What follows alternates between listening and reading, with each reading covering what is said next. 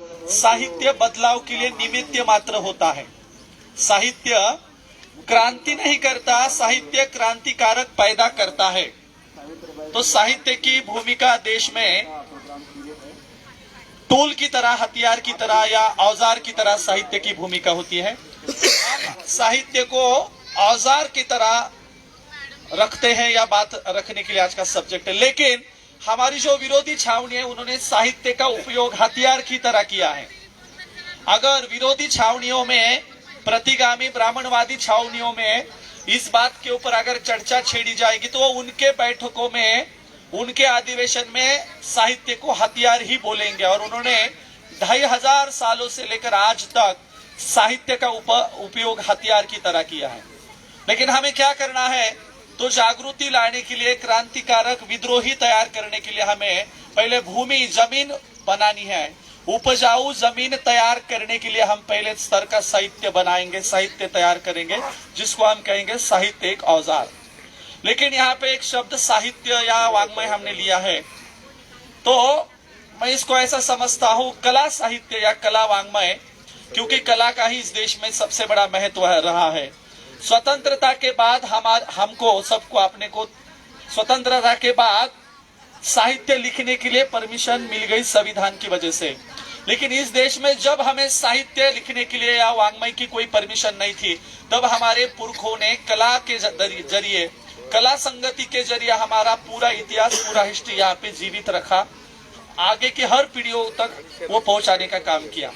इसलिए मैं हमेशा कहता हूँ कि डॉक्टर बाबा साहब अम्बेडकर कहते थे, ideas move the society, ideas motivate the society and ideas rule the society. विचार जो होते हैं, विचार पहले विचार समाज में जाते हैं, फिर विचारों के जरिए लोगों का मस्तिष्क तैयार होता है, फिर लोग प्रेरित होते हैं, मोटिवेट होते हैं। जब कोई विचार औजार की तरह देहात के लोगों में जाएगा तो लोग प्रेरित होंगे, मोटिवेट होंगे, फिर विचार राज करने लगेगा, लोगों के जहन में राज करेगा, और फिर उससे लोग एक क्रांति, एक बहुत बड़ा बदलाव लाएंगे। इसलिए यह साहित्य एक मोटिवेशन की तरह हमें यूज करना है। फिर इस साहित्य को मोटिवेशन के बाद इस लोगों में एक समान भावना के ऊपर लाना है साहित्य के जरिए, और फिर लोग क्रांति के लिए तैयार होने वाले हैं। इसलिए पहले तो मैं स्टेज से ऊपर जिन हमारे जितने पुरखों ने इस साहित्य के लिए, साहित्य निर्माण के लिए काम किया, उनको मैं अभिवादन करता हूँ। जैसे बुद्धा से लेकर जिजाऊ तक, शिवबा से लेकर लहू तक, शाहू जी महाराज से लेकर फुले साहब तक, और बाबा साहब से लेकर अन्ना भाऊ तक, इन सारे महापुरुषों ने दो तरह का काम किया है। एक, देहात में जाकर, फील्ड में जाकर, भौतिकवादी समाज व्यवस्था में जाकर भौतिकवादी काम किए, और दूसरा है कि उन्होंने अपने जीवन का सबसे बड़ा समय, जिनके पास समय ही नहीं था, कीमती समय निकाल कर उन्होंने साहित्य के लिए भी काम किया है। तथागत भगवान बुद्ध जिस तरह से देहात में जाके उस वहां के लोगों से मिलते जुलते थे या तत्वज्ञानी लोगों से चर्चा डिबेट करते थे, उसी के ऊपर वो साहित्य के लिए कुछ गाथाएं भी निर्माण करते थे। या वर्षावास जो होता था, वर्षावास के या जो भी बारिश का ज्यादा समय होता है, बारिश के समय में उन्हीं गाथाओं को रटना शुरू किया जाता था, एक दूसरे को बताना शुरू किया जाता था। यही है बेसिकली साहित्य की निर्मिति का जो प्रारंभ होता है, इसी तरह से होता है। फिर इन्हीं गाथाओं को लिखा गया, फिर इन्हीं गाथाओं का संकलन हुआ, और बाद में त्रिपिटक आ गए, जो भी आप सब बात जानते हैं। इसके बाद में आप जितने महापुरुषों को लेंगे या देखेंगे, ये सब महापुरुष साहित्य निर्मिति के लिए एक अलग सा योगदान देते हैं, अलग सा टाइम निकालते हैं। इसलिए बाबा साहब ने जो कहा था वो सच है कि इस देश में 2500 सालों में प्रतिगामी छावनी, ब्राह्मणवादी छावनियों ने साहित्य के जरिए लोगों को गुलाम बनाया। ऐसा कहा जाता है, जब लास्ट टाइम में हिटलर को बात समझ में आई तो हिटलर ने कहा, मैंने इन सब लोगों को इस तरह से मारने की बजाय अगर मैं इसी तरह का गुलामी का साहित्य निर्माण करता और मेरे देश में सब लोगों को गुलाम साहित्य बनाता, तो मैं दीर्घ समय का राजा महाराजा कहलाता था। इस देश में क्रूर हत्या करने के बजाय इस तरह का गुलामी का साहित्य निर्माण किया गया कि 2500 सालों से हमारे पुरखे, हमारे भाई, जैसे कि आज भी ओबीसी है, या आज भी ऊंचे जाति के भाई है जो आज भी हम गुलाम है ये मानने को तैयार नहीं है। इसके लिए सबसे बड़ा जो योगदान है वो ब्राह्मणी धर्म ग्रंथों का है। ब्राह्मणी धर्म ग्रंथों ने इस देश में छुआछूत, गैर बराबरी या जो भी दोगलापन है इसके लिए साहित्य का इस्तेमाल किया, धर्म ग्रंथों का इस्तेमाल किया। धर्म ग्रंथों को पूजनीय कहा गया, धर्म ग्रंथों को भगवान ने बनाया इस तरह से कहा गया, और साहित्य का उपयोग उन्होंने हथियार की तरह किया। महाराष्ट्र में प्रबोधनकार ठाकरे नाम के बहुत बड़े एक लेखक होके गए जिनका नाम केशव सीताराम ठाकरे हैं। वो कहते हैं, ये मेरी बात नहीं है, वो कहते हैं कि सारे धर्म ग्रंथ इस तरह से लिखे गए हैं कि छिनाल लक्ष्मी उनके घर में लोटांगन घाले या उनके चौखट पे आके लक्ष्मी रुके। सारे लक्ष्मी का पैसों का फुकट में बगैर काम किए इन्हीं को ब्राह्मणों को फायदा हो, इस तरह से धर्म ग्रंथ लिखे गए हैं।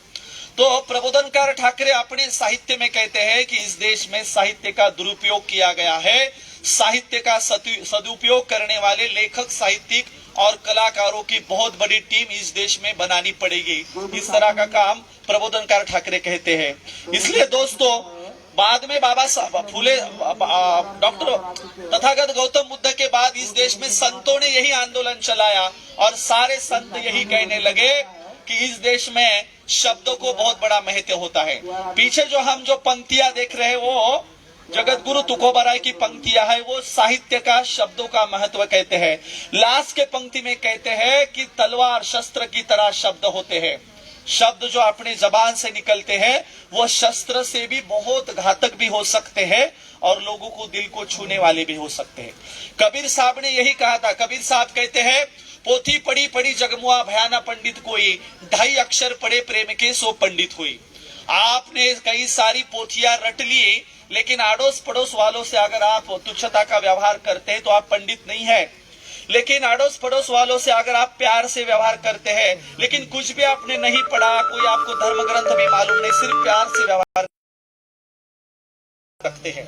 इसलिए दोस्तों हमारे पुरखों को भी साहित्य के बारे में अच्छी जानकारी थी, इसलिए हमारे पुरखों ने साहित्य का उपयोग औजार की तरह ही किया है। नया निर्माण करने के लिए साहित्य का उपयोग हमारे पुरखों ने किया है। इसलिए बाबा साहब होंगे, फूले साहब होंगे, उससे पहले सारे संत है, जैसे संत रविदास साहब। कबीर जी एक जगह कहते हैं कि कबीरा ब्राह्मण की कथा 100 चोरों की नाव। कबीर जी कहते हैं, कबीरा ब्राह्मण की कथा 100 चोरों की नाव, सब आंधे मिल बैठे भावे तह ले जाए। कबीर जी कहते हैं कि ब्राह्मणों के जरिए मार्गदर्शन लेना, ब्राह्मणों के धर्म ग्रंथों की कथाएं सुनना, यह सबसे मूर्खता का व्यवहार है। क्योंकि ये चोर लोग है, चोर लोग, और चोर लोगों के नौका में, नैया में अगर बैठोगे तो ये चोर बीच में नैया जाने के बाद आपका पॉकेट मारेंगे, आपका जेब कतरेंगे। तो चोर लोगों की नैया में मत बैठिए, इनका मार्गदर्शन मत लीजिए, इनके धर्म ग्रंथों को मत मानिए। कबीर जी कहते, बाद में कहते ये चोर तो चोर है लेकिन आंधे चोर है, आपकी नैया कहाँ लेके जाएंगे ये इनको भी पता नहीं है। इसलिए कबीर जी शब्दों के साहित्य के जरिए, कबीर जी का ये दोहा असल में कबीर जी के पूरे शिक्षा का मैं सार समझता हूँ। कबीर जी दोस्त और दुश्मन की पहचान कराते वक्त कहते हैं कि ब्राह्मणों के धर्म ग्रंथों को, उनके साहित्य को बिल्कुल मत मानिए, क्योंकि ये चोर और आंधे लोग हैं, ये आपका सत्यानाशी कर देंगे, आपकी नैया का बेड़ा पार ये नहीं करने वाले। इस तरह से दोस्तों हमारे पुरखों को दोस्त और दुश्मन की पहचान थी। हमारे पुरखों को साहित्य के बारे में अच्छी जानकारी थी। इसलिए महाराष्ट्र में संत चोखोबाराय, संत चोखामेळा नाम के संत होके गए। उन्होंने कहा है कि हे धर्म ग्रंथ लिखने वाले ब्राह्मणों, तुम्हारे धर्म ग्रंथों को मैं जलाता हूं या मैं उस धर्म ग्रंथों को नहीं मानता, क्योंकि तुम्हारे धर्म ग्रंथ में असमानता है, गैर बराबरी है, छुआछूत है, मैं तुम्हारे धर्म ग्रंथों को नहीं मानता। इस तरह सी बात यहाँ पे नामदेव जी होंगे, तुकाराम महाराज होंगे, या संत चोखोबाराय होंगे, संत जनाबाई, इस तरह से कई संतों ने इस देश में साहित्य के बारे में हमारा साहित्य निर्माण करने का अभियान चलाया और उनके साहित्य को भी नकार देने के लिए उन्होंने बहुत बड़ा काम किया। इसलिए दोस्तों मैं हमेशा कहता हूं, ना खौफे मौत ना खौफे शरर लगे मुझे, अपने ही बागों की फूलों से डर लगे मुझे। अजीब रिश्ता है मेरा सारी दुनिया से, कहीं भी जलता हुआ घर हो अपना घर लगे मुझे। इसलिए दोस्तों ये देश जल रहा है और इस देश को बचाने के लिए पहला हमारा काम है कि सोशल क्रांति करने से पहले हमें साहित्यिक क्रांति करनी है। कला की क्रांति करनी है। कला साहित्य के जरिए लोगों के दिल और दिमाग तक हमें पहुंचना है। और इस देश में पहली होंगी कला साहित्य की क्रांति, बाद में होंगी सामाजिक क्रांति और फिर होंगी पॉलिटिकली क्रांति। मैं तो समझता हूँ साहित्यिक क्रांति की हमारी बहुत बड़ी एक गुंजाइश भी बाकी है, क्योंकि हमने वैचारिक साहित्य निर्माण किया, लेकिन कादम्बरियों का क्या है? कादम्बरियों को भी हमें निर्माण करना है। कलाकारिता के क्षेत्र में भी हमें बहुत आगे जाना है, क्योंकि उनकी ब्राह्मणी फिल्म इंडस्ट्री हर रोज ब्राह्मणिज्म का मारा करती है, उनकी ब्राह्मणी फिल्म इंडस्ट्री, और बहुजनों के फिल्म इंडस्ट्री का अभी तक पाया भरनी भी नहीं हो पाई है। इसलिए हमें हमारी फिल्म इंडस्ट्री निर्माण करनी है, हमारे कलाकार निर्माण करने हैं, और इस तरह के फिल्म इंडस्ट्री के कलाकार, इस तरह के साहित्यिक निर्माण करने हैं जो साहित्य का उपयोग औजार की तरह करे, लोगों को तैयार करने वाला साहित्य हो। नहीं तो क्या है, संभाजी भगत कल आने वाले थे। संभाजी भगत अपने गीत में हमेशा कहते हैं कि इनके गीत, इनकी कविताएं क्या होती है? उनकी कविताएं होती है, चांद तारे तुम्हारे लिए तोड़ लाऊंगा। हम कहते कि हमारे देहात में आओ और किसी पेड़ से दो कोई फल निकाल के तोड़ के दिखाओ। तुम किसी पेड़ पे जाके दो फल निकाल नहीं सकते और बात करते हो चांद तारे तोड़ने की। तो इसी तरह से उनका कला साहित्य है, ये सब फेंकने वाले लोग हैं। बंबई के एसी रूम में बैठ के फेंकते हैं और हमें मूर्ख बनाने का काम करते हैं। और बहुजन समाज है कि थाली का बैंगन, जिधर लुढ़क गया उधर लुढ़क गया। बहुजन समाज को ये भी अच्छा लगता है, वो भी अच्छा लगता है, वो भी अच्छा लगता है। और बहुजन समाज ऐसा है कि अपने प्रोग्राम में आए तो 2 दिन अपना मोटिवेशन रहेगा, बोलेंगे ये लोग बहुत अच्छे हैं, क्रांतिकारी लोग हैं। लेकिन घर में और कोई ब्राह्मणिज्म की फिल्म लगी या किसी ब्राह्मणिज्म के झांसे में चले गए, किसी आसाराम विसाराम के झांसे में चले गए, तो फिर बोलते नहीं नहीं तुम्हारी क्रांति ठीक है लेकिन जल्दी नहीं होने वाली, इधर आओ, इधर ही अच्छा, आपके यहाँ क्या है? तो इस तरह सा दोगलापन जो हमारे लोगों में है, वो दोगलापन हमें कम करना है, उन लोगों में जाना है। इसलिए मैं एक बात हमेशा कहता हूं कि हमारा जो समाज है वो पोपट की तरह है, जिसको क्या बोलेंगे, पैरेट। उसको हिंदी में क्या बोलते हैं पोपट को? तोते की तरह हमारा समाज है। एक आदमी ने तोता पाल रखा था और उसको तोते को सिखाया गया था, आइए बैठिए राम राम। देहात में राम राम से कोई मेहमानों की मेहमान नवाजी होती है, तो कोई भी मेहमान आ गया तो तोता कहता था राम राम, आइए पधारिए। लेकिन ये हो गया कि जिसने तोता पाला है उसकी बुढ़ी, घर की एक बुढ़ी मर गई, तो जब भी कोई गेस्ट आता था तो तोता बोलता था आइए पधारिए राम राम। जो तोते का मालिक है पिंजरे के पास जाके कहता था देखिए ऐसा नहीं कहते, हमारी यहाँ अपनी बुढ़ी मर गई है। तो कोई मेहमान आ गया कि तोता कहेगा आइए राम राम, मालिक जाके कहेगा ऐसा मत कहना, अपने यहाँ बुढ़ी मर गई। तो 1 साल के बाद मेरे जैसा मेहमान जिसने तोता पाला है उसके घर पे गया। मेरे को मालूम था कि उनका तोता राम राम कहता है, तो मैंने जाकर पिंजरे के पास गया और मैंने खुद से बोल दिया कि राम राम। तो तोता बोला वैसा मत कहना, हमारी यहाँ बुढ़ी मर गई है। 1 सालों के बाद क्या? क्योंकि बहुजन समाज तोते की तरह है। बहुजन समाज का भी यही है, जो रट्टाया उसको रट्टा मारने को कहा जाता है, वही रट्टा है वो। इसलिए हमें भी सोच समझकर ये साहित्य निर्माण करना है, ये आइडियोलॉजी निर्माण करना है और लोगों में लेके जाना है और बहुजन समाज को तैयार करना है। औजार इसीलिए साहित्य को कहा गया है कि बहुजन समाज एक बंजर जमीन है। बहुजन समाज यह जमीन है, यह बहुजन समाज के जमीन में साहित्य पहले औजार का काम करेगा, फिर क्रांतिकारक तैयार होंगे और फिर इस देश में क्रांति होने वाली है। इसलिए मैं ज्यादा बात यहाँ पे नहीं कहूंगा, लेकिन एक बात कहूंगा कि बहुजन समाज भुलक्कड़ समाज भी है, उसको बार बार जाके बताना पड़ता है। एक बार कोई पॉम्पलेट दे दो वो नहीं आएगा, हर साल का पॉम्पलेट आपका उनके पास जाना चाहिए। हर साल में आपके कोई अधिवेशन होगा या प्रोग्राम होगा, आपका फोन कॉल जाना चाहिए, हर बार उसे मिलना चाहिए, क्योंकि बहुजन समाज भी भुलक्कड़ समाज है। एक आदमी ने सुबह खाना खाते वक्त अपनी उंगली को एक डोरा बांधा, एक धागा बांध दिया उंगली को, एक काम ध्यान में रहे इसलिए क्योंकि वो भुलक्कड़ था। तो शाम को दिन भर का काम करके आ गया, खाना खाया और हाथ धोने को गया। जब हाथ धोने को गया तो उंगली को बांधे वाला धागा दिखा, फिर सोचने लगा कि मैंने सुबह धागा किस लिए बांधा था, भूल गया वो। तो 10 बज गए शाम के, मतलब रात के 12 बज गए, 1 बज गया, 2 बज गए, 3 बज गए, 4 बज गए। सुबह के 4 बज गए, वो डोरे की तरफ ऐसे देखते बैठा, धागे की तरफ कि किस लिए बांधा था। फिर जो सुबह होने को 4-5 बजे उसको याद आ गया कि कल सुबह धागा इसलिए बांधा था कि जल्दी सोना है और जल्दी उठना है, इसलिए धागा बांधा था।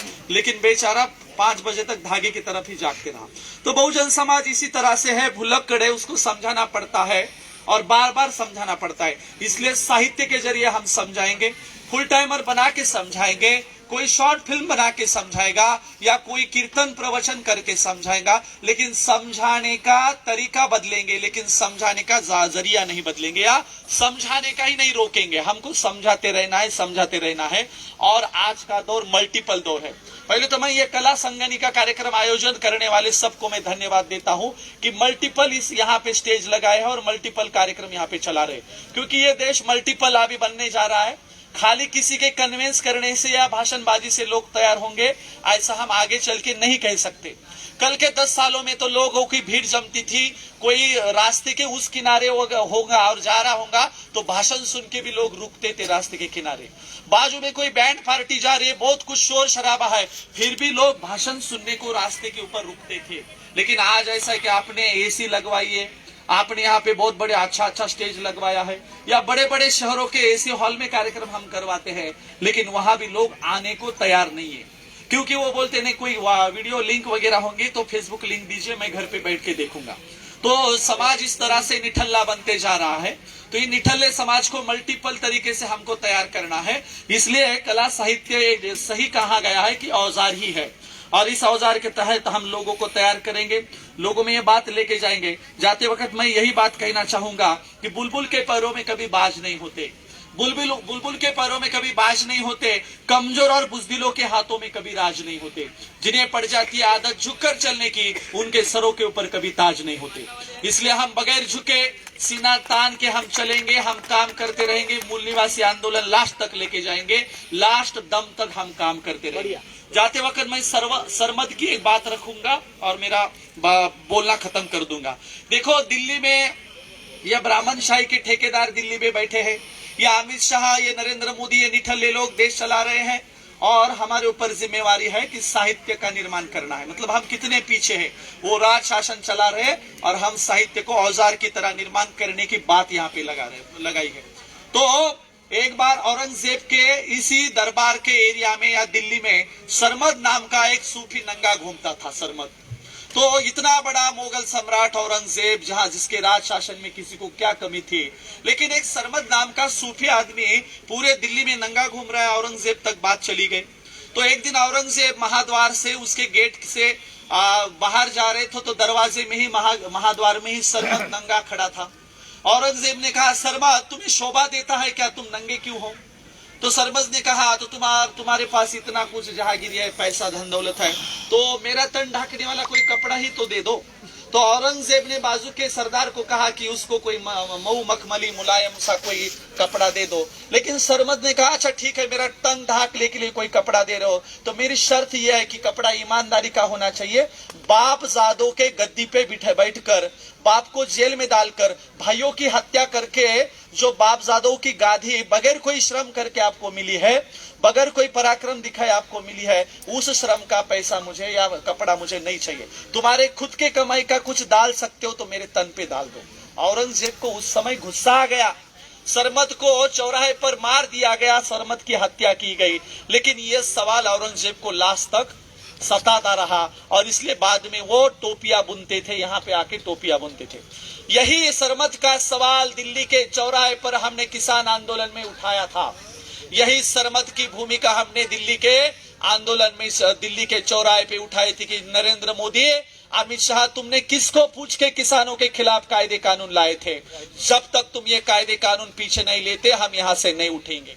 महाराष्ट्र से मैं किसानों की आत्महत्याग्रस्त महिलाओं को लेके वहां पे गया था, और इसीलिए सरमद की तरह सवाल खड़े करने वाले लोग हमें साहित्य के जरिए तैयार करने हैं। सरमद की भूमिका लेके दिल्ली के गेट पे सवाल पूछने वाले लोग हमें तैयार करने हैं। महाभारत का युद्ध हो गया और अर्जुन अपने 5 पांडवों को लेके महाद्वार से अंदर जा रहे थे, अपने राज शासन में जा रहे थे। तो एक चारवाक ने सवाल पूछा था, अर्जुन तुमने कौरवों की हत्या की और तुम राजा बन गए हो, मेरा एक सवाल है। चारवाक सवाल उठाते हैं कि अर्जुन, तुम्हारे इस विजय का कौतुक करने के लिए, विजय का प्रोत्साहन करने के लिए, विजय का उत्साह मनाने के लिए रिश्तेदारों में एक तो कोई बचा है क्या? नहीं। जो कह सके अच्छा हुआ, तुम सारे रिश्तेदारों को मार के राजा बन गए। अरे कौतुक के लिए या उसका कोई तारीफ करने के लिए एक आदमी तक नहीं बचा, तो क्या तुम फायदा तुम्हारे राज शासन का। यह सवाल भी जो चारवाक ने उठाया था, जो सरमद ने उठाया था, अर्जुन और 5 पांडवों को यह सवाल इतना लगा कि उन्होंने वसी धर्म सभा में चारवाक को जिंदा जलाया था। चारवाक से लेकर सरमद तक और सरमद से लेकर नरेंद्र दाभोलकर, पानसरे, गौरी लंकेश, इन तक हम यही सवाल उठाते रहेंगे कि इस देश में तुम सत्यानाश करके शासन सियासत चला रहे हो। इस शासन सियासत का हम धिक्कार करते हैं और नए सरमद बनाने के लिए आगे का योगदान देंगे। यहाँ पे हमारे भाइयों ने इतना सुंदर सब्जेक्ट लगाया, मैं इसके लिए सबका शुक्रगुजार हूँ। और जाते वक्त यही कहूंगा, दोपहर तक बिक गया बाजार का हर एक झूठ, दोपहर तक बिक गया बाजार का हर एक झूठ। मैं एक सच को लेकर शाम तक बैठा रहा और इसी सच को लेकर मैं शाम तक नहीं, आगे की सदियों तक बैठा रहूंगा। मैं यहाँ पे सबको धन्यवाद देता हूँ। धन्यवाद। जय भारत।